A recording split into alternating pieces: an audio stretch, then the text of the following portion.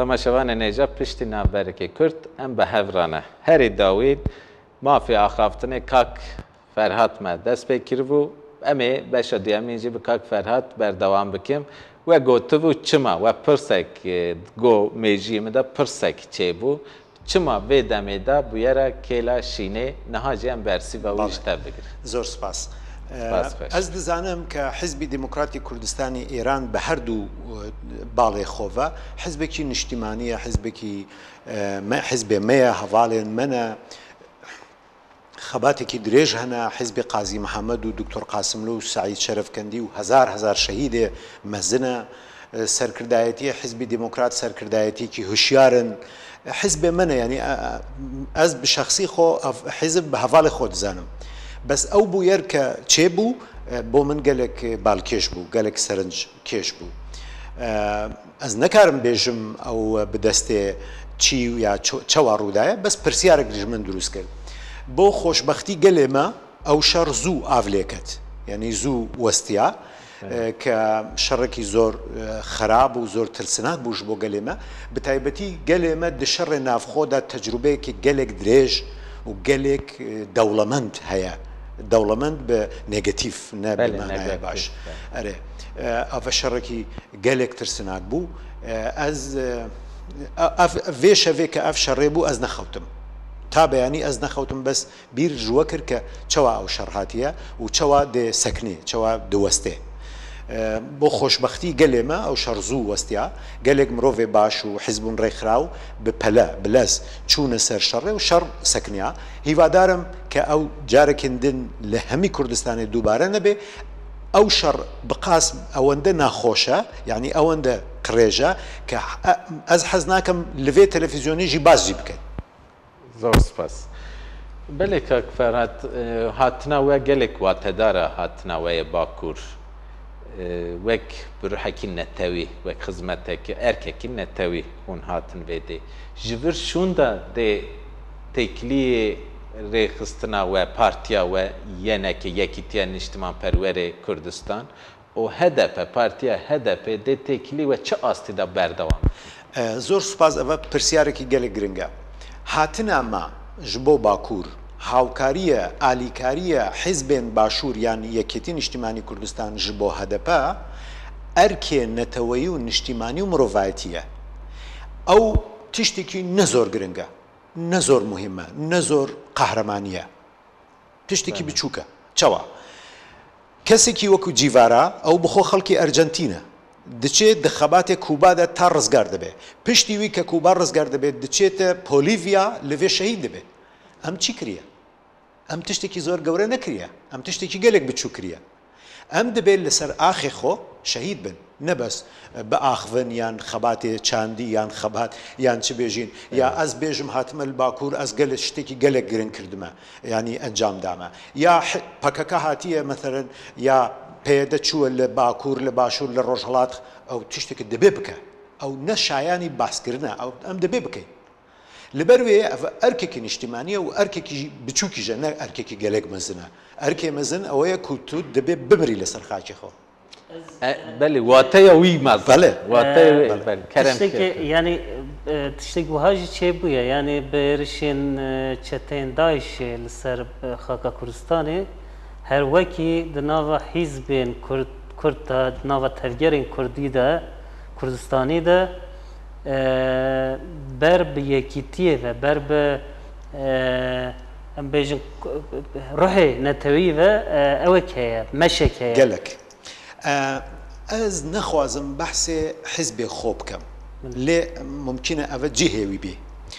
Yekîtî Niştimanî Kurdistan di sala 79 de ke şa Îran rûxa yanî çû Yekîtî Niştimanî hêzekî amade bû ev dem birayên me li Rojhelat pêşmerge nebûn hizbê amade nebûn pêşmerge nebû Yekîtî Niştimanî çû hemû çek û cendirmeyê Îran ra li Kurdistan girt piştî wî çek û çişt da pêşmergeyên ke taze durust bû li Demokrat û Komala li salê 79 di salê 82 de me 50 pêşmergeyê helbijarde di Kurdistanê Îran de di Rojhelatê Kurdistan de şehîd bû di Rojava û di Bakurê jî de heman kar em kiriye ev karê me ye dibê bikeyin یەکێتی نیشتیمانی دەپەیوەندیە نەتەوایەتیدا دەپەیوەندیە نیشتیمانیدا هێزێکی یەکەمین و بێنمونەیە ئەم تشتی کو دەبێ ئەو نووە ئەم گەلێک ساڵان بەریڤی 20 ساڵ 30 ساڵ بەریڤی کردە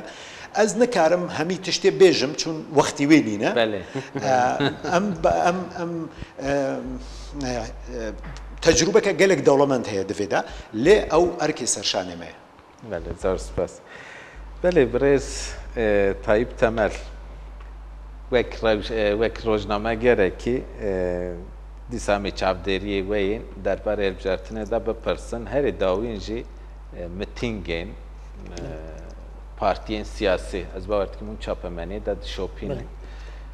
mitingên partiyên siyasî wextek ku hûn bidin berhev hem rengê wan peyamê wan hûn çawa dinirxînin van partiye tebahiya yek bi yek li Tirkiye rola mîtînga an jî em bêjin şêwayê mîtînga di hilbijartinê de ne her tişt e her tiştî diyar nake kifş nake lê girseyê ku dicivin li hev girseyê ku tên ba hev henekê îşaret û em bêjin mesajên ku hilbijartinê de di sindoqê de derkevî jî didin li Tirkiye bi taybetî bajarên mezin yên Tirkiye yên wek em bêjin İstanbul bajarên wek Enqere wek İzmir dîsa em bêjin bajarên yani Amed jî bajarek mezin e wan yani ev bajarana di hilbijartina Tirkiye'de rolekê gelek çalak û diyarker dilîzin di mîtingên van bajaran da jî hinek tiştên sürpriz derdikevin holê Belê ez yani ji xwe mitingên herî dawîn mitinga İstanbul HDP pir girîng bû ez ê cuda bipirsim mitingê bajêrê mezin ji we lê ez niha bi taybetî dixwazim peyamên siyasî partiyan ê qadan û bersîva gel a qadan dixwazim cudahiya wan ji we tam min jî ez ê minê gotin anî bawe derê yani mesajê ku va xelkê vê girseyê tîne ba hev mühim e yani partiyên siyasî her roj evên xwe daxwazên xwe gotinên xwe em bêjin propaganda xwe ji bo gel dikin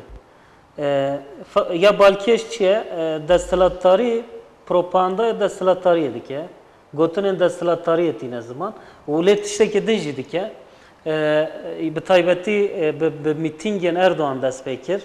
mîting ew jî mîting bin mîtingên hilbijartinê yên alternatîv bû mirov dikare bêje propaganda hilbijartinê ya paralel bi AKP re mil bi milê wê yani AKP du mîtinga çê dike li her derê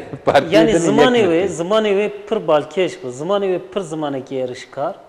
zimanê wê pir zimanekî ku kes û derdorên ji dervê xwe biçûk dixe zimanekî ku em bêjin yên ku ji dervê xwe hema yani derdekî wiha nebû yê ji dervê me bila deng bidin min yani ew mantıqa Tirkiye berê digo ya tu ji min ya neyarê min aynen wisa yani zimanekî neyarane tê bikaranîn bi taybetî jî di mijara pirsgirêka Kurd de di li hemberî HDP li hemberî em bêjin hevserokên HDP zimanekî pir dervê qaîde û qural û axlaqê siyasetê tê bikaranîn ev zimanê desthilatdarî ye HDP wekî alternatîv an jî wekî hêza muhalîf ya hikûmetê derdikeve pêş ev jî tiştekî balkêş e yani mirov dibêje qey hilbijartin di navbera AKP û HDP de ye û rastî jî min ê jî bipirsiya hilbijartin wekê ku dina partiyê dinê talîman e tenê AKP û HDP belê axaftinan da jî qad axaftin jî ser van her du partiya belê yani HDP siyaseta HDP çanda HDP nehînî van tiştaya ku bi mîtînga xebata hilbijartinê bimeşîne mal bi mal digerin aktivîstên vê partiyê bi hezaran aktivîstên vê partiyê hene dostên vê partiyê yên ku ji deverên cuda hatî hene yani ev partî bi hevserok bi peyamên mîtînga tenê nameşe lê bi vê hilbijartinê bi taybet ایرشین AKP هشت کو HDP جی به هفسروکین خو ببه هیزا مخالف یا اساسی کو برسوه بده حکمتی اف tabi gel xwe hinek pirsgirêk jîtîne mesela divê hilbijartinê de HDP têrî xwe behsa projeyên xwe yên baş nekir qenc ji ber van polemîkan ji ber ku va dubendiya di navbera HDP û AKP de beyannameya partiyekî jî qala proje ne Belê, belê. yani tev bersiv didin û hevide yani Balkî ev belê propaganda tenê sev diyalog ev mixabin bersivdayîna hevide derbas HDP beyannameyek eşkira kir ew beyanname bi rastî ji li Tirkiye deng veda hevserokên HDP jî demekî ew proje anîn ew proje pêşkêşî civakê kirin piştî demekê din AKP êrişî HDP kir Erdoğan êrişî HDP kir HDP jî ket bêguman bi hostahî bi sempatik bi awayekî pir negatif pozitif bi rûkenî bersivên pir hêja bersivên bandorê li civakê dike dan hikûmetê ev desthilatdarî û muhalefeta esasî wek HDP derket pêş CHP çi dike CHP jî zêdetir li hemberî hikûmetê û sîstema desthilatdar ya AKP dixwaze bîne wek em bêjin serokdewletiyê ew jî projeyên aborî projeyên civakî projeyên wekê din hewl dide bigîne evên xwe em bêjin hilbijêrên xwe lê pirsgirêkek CHP heye CHP partiyeke wastiya ye CHP li Tirkiye partiyekî ku baweriyê nade hilbijêrên xwe çimkî demeke dirêj gelek kirinên xirab dibin desthilatdariya çanda CHP da pêk hatin li vî welatî dimîne MHP li Tirkiye bi rastî jî wekî ewekî ye wekî qastekî wekî sîstemekî ku ne dirêj dibe ne kurd dibe yani gotinê Kurda heye nayê telefûz kirin li vir ji ber üslûbê yani wek wê ne kurd ne dirêj wek xwe ye axaftinên wê jî zimanê wê partiyan nijadperest bile ji yê AKP ji yên Erdoğan kibartir û nazenîntir yani astekî wî heye niha wego proje nayê vegotin di vê nevegotina projeyê de ê herî bi xusar derdikeve li gor me HDP'ye çünkü projeyê wê xurtin projeyê wê xurtin lê ê partiyê dinê tu projeyê wan tune vegot ev gelo bizanibûn ne ku bizanibûn dikin HDP nikaribe projeyê xwe ragîne gel vebêje ji ber ku AKP tiştekî wî nû hebe bibêje tune ye CHP car wisa MHP jî wisa lê ê ku peyvekî nû projekî nû pêşkeş dike HDP wî jî derfet nayê nadin bidin pêşengên HDP li gel êrişên AKP li hemberî wan êrişên Erdoğanî hemberî wan karî projeyên xwe û bersivên xwe jî bi projeyan karî bide lê xebata niha propaganda niha ya HDP jî dike bi rastî jî di dîroka Tirkiyeyê de propagandekî sempatik propagandekî gelek nazenîn û naîf e ji bo wê jî yani tiştekî ku HDP wenda kirinîne heta bi dest xistiye belê niha em werin ser bajarê mezin niha li Tirkiye çend metropol hene bi taybetî jî İstanbul wextê qala İstanbulê tê dikirin her tim li Tirkiye hişmendiyekî wiha derketiye pêş kî İstanbulê bigire iktidare Tirkiye digire kî İstanbulê da serkeve li Tirkiye serdikeve ji ber ku İstanbul weka megapol êde bajarekî mezin e lê heman demî de bajar ku herî zêde Kurd jî lê dijîn İstanbul zêdeyî 3 milyon Kurd di vî bajar de dijîn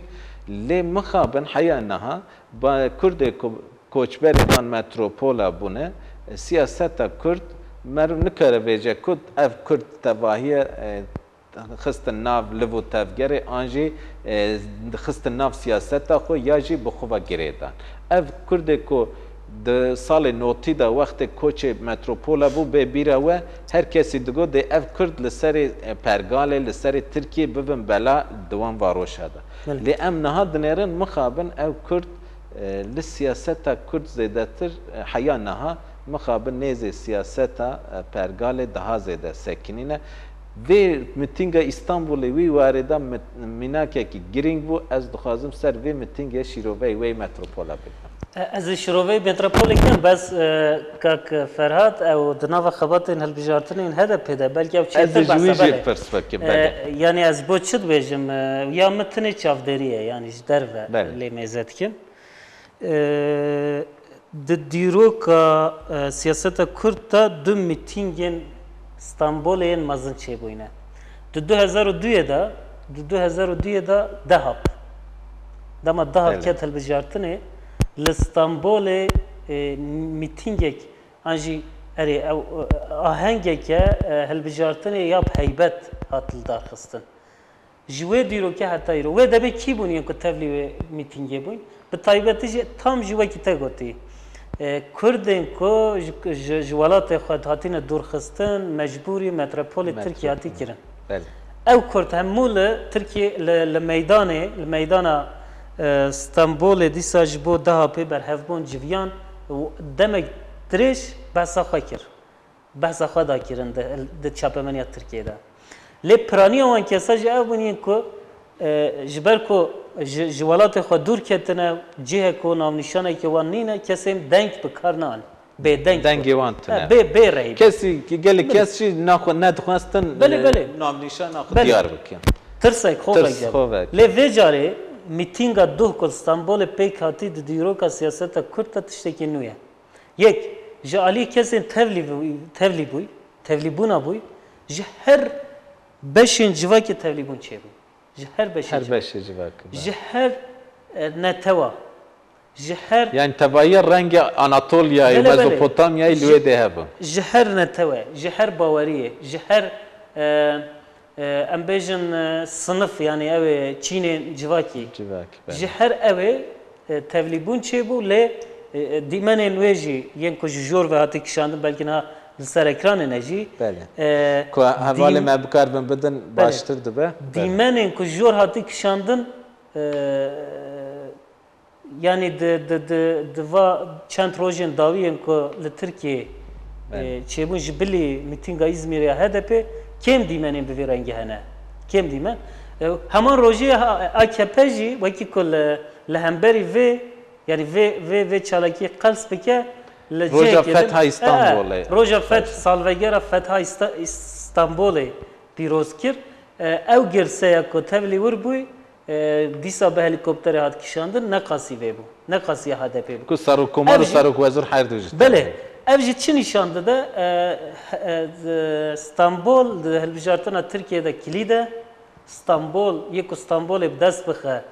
beşeke mazın ya helbijartını çareser dike perskeri gafa çareser dike ki dama AKP cihat ser destelatları İstanbul'e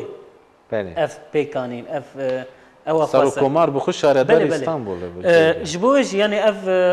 روشا کو در کتی هول روشا که نویا از باورد کم یا İzmir'e جی وصابو یا Ankara ما تماشا کر یا Ankara جی وصابو yani İstanbul bajarın Türkiye bajarın mazın yeko kadar Diyarbakır HDP vaki hezeki tevgereke alternatif ya yekemin de kod girseye da خودده در نشان داده اف یک روشکه نویه و هر کسی مطمئنی ده لازمه بشه یعنی کردین باجار متروپولا معرف دکاره بجه ل سیاست آخو وگریه نه تنی کرد نه تنی کرد تا هیچ وقت ولی که فراد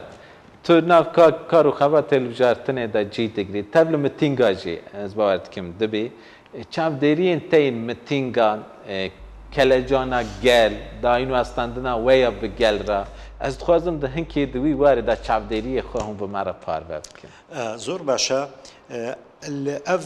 از پرسیار دکم هر روز هر کس دبینم پرسیار دکم دبیجم تو دنگ ده HDP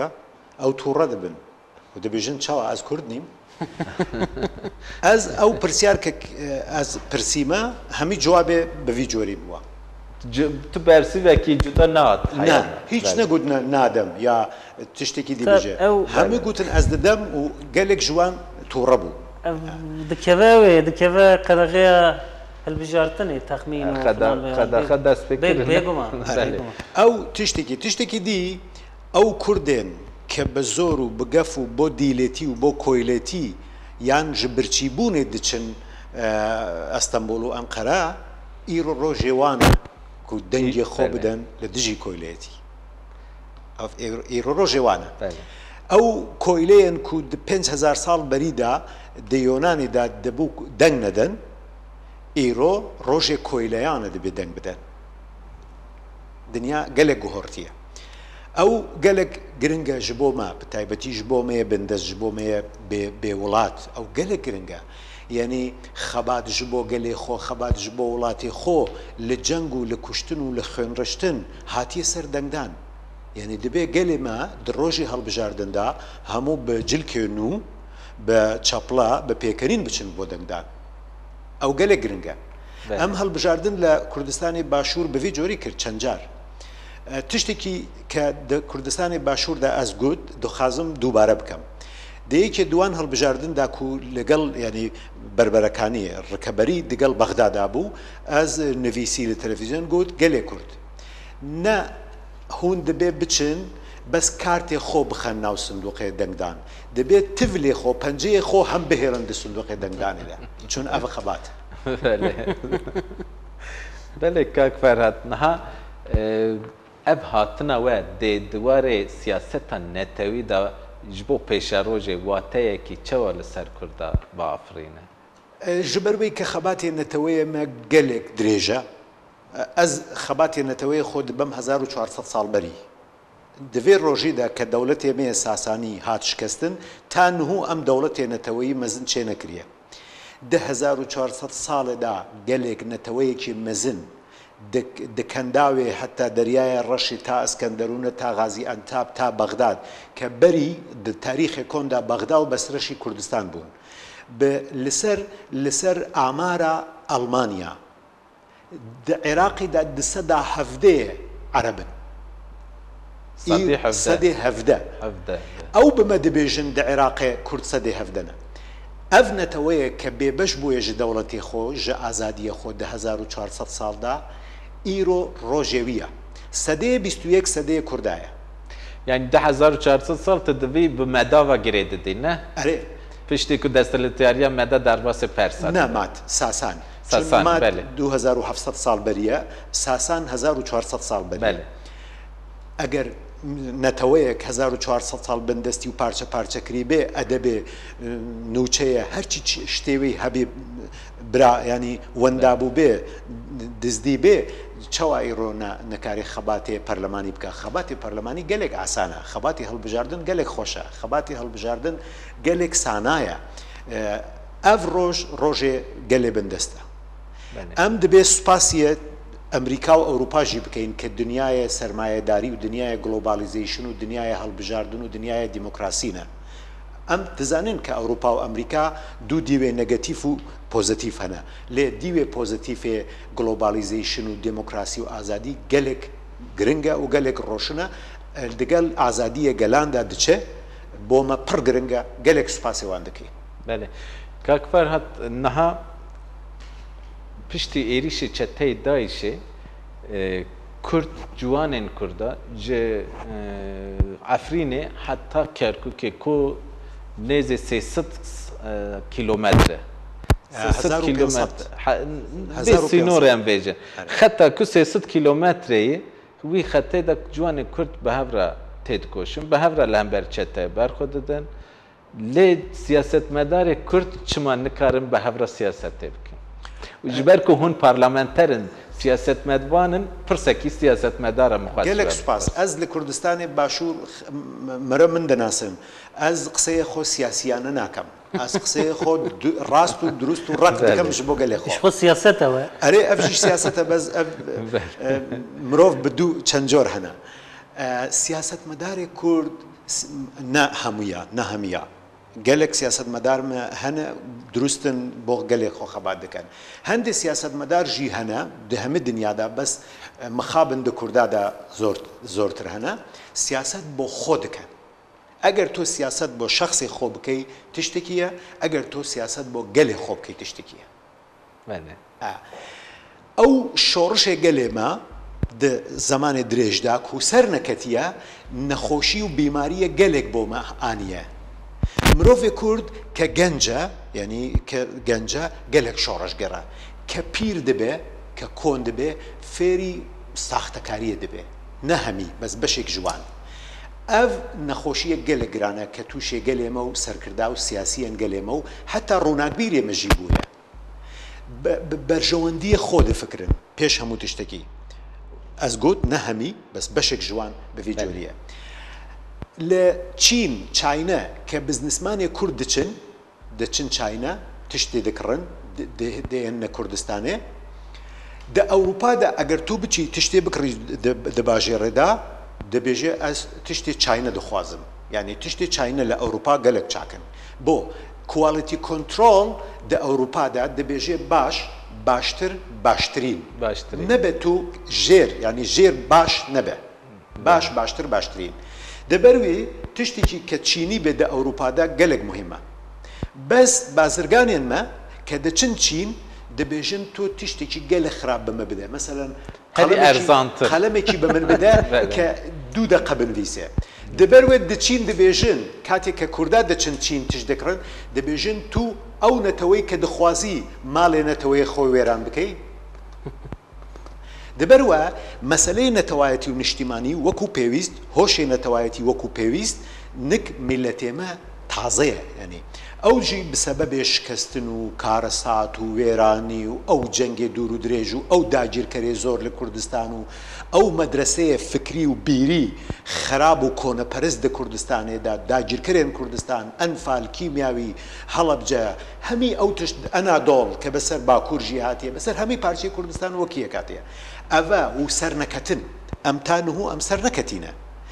ئەو هەموو شۆڕش کە بە نەکسە و بژێرکەتن دروست بووە نەفسەتی مرۆڤێ کورد شکاندیە ئەمە سەردەمێکی نووە دە 20 ساڵی ڕابردوودا گەلێ کورد هوشیار دەبێ و دەچێ سەر پێیە خۆ ئەف تشتێکی نووە خەباتێکی نووە ئەم دەمەشێنین نوو دەبەروێ بداخێکی گرانڤە دز دە هەمی دنیادا هەنە خائین دە هەمی دنیادا هەنە دەناو هەمی گەلێ دنیادا هەنە ئەمریکا و ئەوروپا پێشکەفتوترین وڵاتی دنیاە وەزیری دزجی هەنە مەسوولی دژی هەنە سەرکردەیە دژی هەنە بەس کە ئەو دزانن ئەو دزن ئەو خراپن دەدە دادگا دەچێ دادگا ما دەبێت دادگایە نو دەسەڵاتێکی نو چێ بکەین کە هەر کەس خراپی دەکات دەچێت دادگا ڕۆژێکیژی دێ نەتەوەیە کورد یا دیرۆکێمە خراپێ من دەدەن دادگا ئەگەر ئەوژی مری بوون پشتی 100 ساڵ 1000 ساڵ ئەم دەدەن دادگا زۆر سپاس بڕاستی تووەکی کو هەلبەست بخوینی داخمی مەرم جدلنایە کو ئەخەفتنەوە ببڕێژی خۆت بکیێژی ساعت خۆش بی بەێ برێز تەمەل نەها هەلبژارتن هەر کو دچێ مەگو هەفتێ حەزیرانێ نێز دەبە کەلەجان بلندتر دەبە لێ هەر کو دچێ زمانجی توژور تال دەبە بتایبەتی کو هدف متینگی وان به وقت گرسایی در باست بن آنجا انجام آنکتا لگور هدف وقت ارینی درد کتن اف همان دم دا رنگ خود آخافتن اقتدار داج درد خستن اولی زمان ده زیاده توش تال دبو زمان آوکی نه ارینی نگاتیو داد کارنی از باید کم به پشت متینگا استانبولی ده زیاده هر حال دا نها رایدار آنجا اقدار بلکه درونیه وانجی خراب بوده از دخوازم هون دوی وارده هنه اف تشتی که حکومت AKP و سر و کمار ده زیده بر به توج و تعلیه و دبه صدمه وی چنن گلو سبب وی آشکره یعنی برین هاجی گوه که مروف بحثاوید که هلبجارتنید که دو هیزه اساسی قایشا هفدود کشین نانجی ددن بر هف او هیزه اساسی یک هیزه دستلاتاریه شخوا AKP تمثیل دیگه هیزه دنجی هدف جی به ایتای که مزن به پروژه که گرینگ به وقتی دنجی یک جی ایتای هدف او که دستور نده اردوان ببه سرک دولت اف بخواه ساتن اوه که یعنی ام بیجن روشا ارشکاریش با حکومت زمین اوه چه دکه یعنی هزه که کو لهمبری خواه و که استنگ تبینه بالکش بره اردوان دماغ سروک وزیر بود دو گفت هدف به بأوي بناف خنا كيف هالبجارتني باوك سر بخد كيف هالبجارتني لو رجع أجر هون باورية خا بخلك خواتينن هم باورية خا بجرسيتينن ونشما بناف خنا كيف هالبجارت إيرو هذا بناف خا كتي هالبجارتني وجارش رخنين بفي رنجتين هون يعني هون صادق ده درباس كان قيوة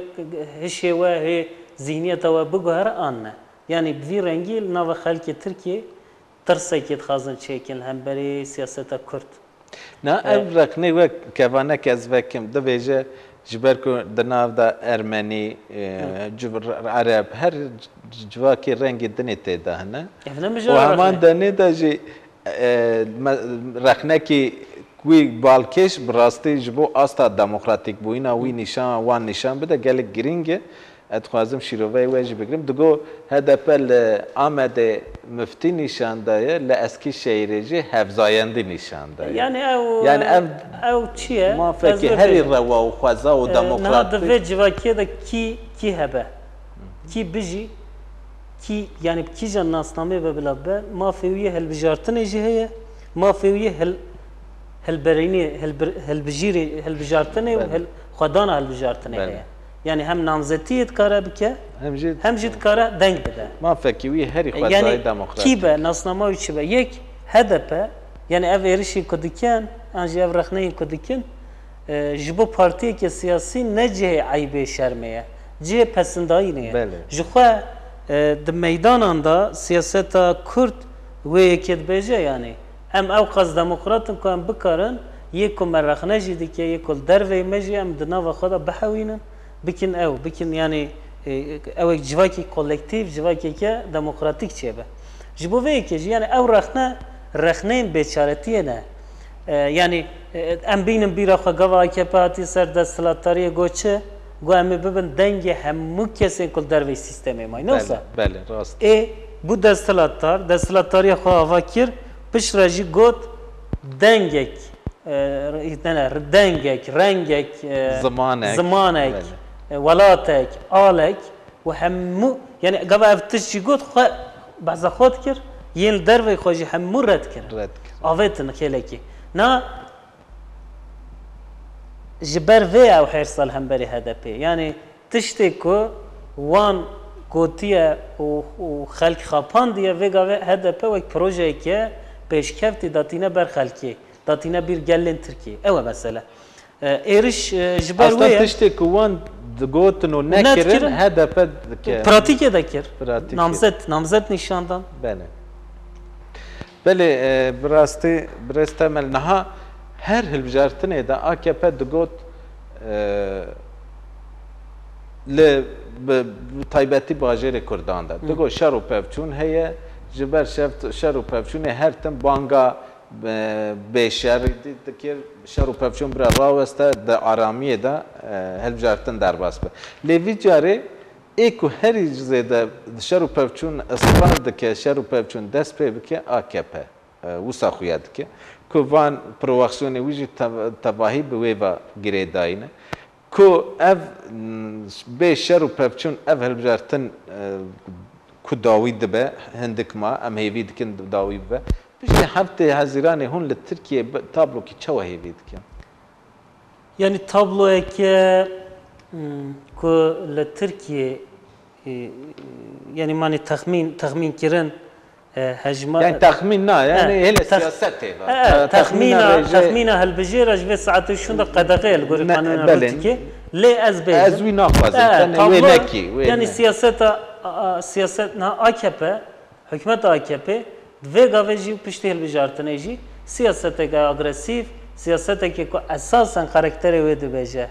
دمشينا لكردستاني ميناك درد AKP كو چارەسەری پرسکەرێکە کورد چارەسەر کردتونە ji zimanê wê beliye ji daxuyaniyên wê belîne ji polîtika wê ev yek pir aşkêra xwe nîşan dide ev polîtikayên wê wê bidomin îtimal heye ku piştî hilbijartinê yani tabloya siyasî biguhere em bêjin hejmara dengan li sê çar partiyan بلاف ببه و دمی اگر AKP نگیجه یا خواه هنگ زیادتر اگرسیف ببه یعنی گوه مرو پولیتیکای AKP میزدی که مرو دبینه که او هی یعنی جبو ده پاراستنا دستلاتاری خود کار شر در خینه ترکیه کارل دروی بله او ایداج که چپمنی مثلا گوتن و ایرشی سوریه بکه بلکی جه بر تشهیر بود دشیفره بود بلکی رواستی ایرشی هزن هپیه کرد بله ایرشین امبیجن دردورندن کرد یعنی دوی واری ده او احتمال هست وکی دجی یعنی گریدای اوه اگر پارلمانتوی که دموکراتیک پارلمانتوی که رنگ و دنگ همو گلا لترکیه درکه و هولی تکاره آنجی پارلمانتوی که پیشیا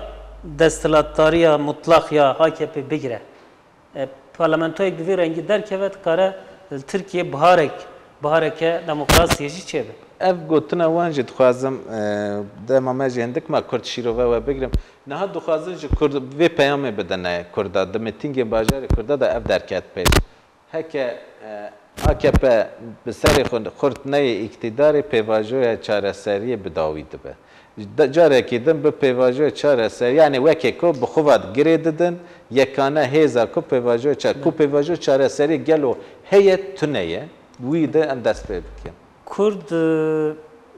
یعنی جبو چارەسەرکردنا پرسکریکا کرد به هیوی یا پیواژو آن هیت تنیه پیواژو چارەسەری بردوام دکت تنیه یعنی تو اشارتن وی که نینه پیواژو جخوا پشتی داخویانی نوروز پشتی داخویانی لدولما باشه جا علیه اردوغان بخواه و حتی قداندن و بردف کنوی جا عقلمندی وی جا هر روز دبیجم پیواژو نینه پیواژو نی لیوک دقاده دا وک هیه تشتی نی و چوا بدومه تشتی تونه تشتی که هر روز تدبیجی ماسا تونه هفدیتن تونه مذاکره تونه ام بیجن komisyona şopandını ya şoptar tüne ve demi yani ev ki yani ev rayadarın devlet işberi de dixazın Kurda be çareserine kirina perskireka Kurd bitirsinin bine rehuni her bin dest bin hune veki ku Kurda tekuşina xo azat nekiri veki kuvan ev lütf veki lütfe ki peşkeş yuvan kiriye وکی آزادیه کردان دستی وان آنچه دناو لیوی وان دا نوسه حقیقت نوسه کردان نزی 20 ساله 30 ساله پنگاف وکی که درزیه چاله بکولن اف دست اوین خواه دست کفتین خواه به دست خستنه جوی شون داجی کرد نل بنده اوینه یعنی دیاریه که آنجی lütfekene yani Kürt bir tekuşina xabavarın evhel bijartın zaten serveye ki kampanyayı temeşand. Bale zor spas. Bale da em hedi tem dawiye bername xwe dema mecî hindik ma ez dixwazim peyama ve ya jibo gelê Bakur çiye û vê hilbijartinê girîngiya hilbijartinê jibo we çiye hûn viya ragihînin temaşevanê. Zor spas. Ew dem çû ke Kurd دیوارەکە گۆشت بێت di serdemê Osmaniyan da yek ji Sultanê Osmanî hemî car diçû cengê Rûs dayikê wî digot kurim neçe ceng tu dikujî dimrî yek ji wan roja zivrî bi dayikê xwe got Sultanê Osmanî got daya îdî ez neçim ceng got çawa got em dîwarekê goşt li beynê Osmanî û Rûsê de çekiriye dîwarekî mezinê goşt îtir em naçin ceng dayikê wî got çawa dîwarê goşt çekiriye got em Kurda biriye li bê akincî kiriye îdî em naçin şer Kurd îdî dîwarê goşt niye ez dibêjim bi gelê xwe li Bakur di rojê hilbijardinê de hemî Kurdistanê mezin hemî gelên navçe çavê li destê wan e li bendê wan e zarok genç pîr jin mêr nexweş di bîmaristan de bes navê partiyê nebêjî ji bo qedexe hemî biçin ji bo dengdanê hemî biçin ji bo dengdanê bes mirî li goristanê neçin zindî biçin bi mirî bêjin hûn bixewin em diçin bo dengdan Bele zor spas bo tevlîbûna we ya bername ku gotinên teyê ku min ev jî bigotina baştir dibû ev kêman hebin em ji te dixwazin temam bikî tekûz bikî ez dixwazim pir bi dil dibêjim eger serkeftinê helbijardinê gelê me bi mirînê min bê ez dixwazim zor spas بله تماشاوان نیجا مهاتن داوی برنامه خو لی برس تایب تمل پیوی ویکو هواکی ویکو هم بویژن که ما و اباناجی تکوز بکم هبن کرم کن تو نبنه می برنامه خو بخیر بله تماشاوان نیجا ایرو مهاتن داوی برنامه خو تایبت آهل بجارتنان حتی برنامه کیدن از هیوی دکم هر تشت گور دلی و گور خواسته که و ورنجی بمین خوشیه دا دم باشواره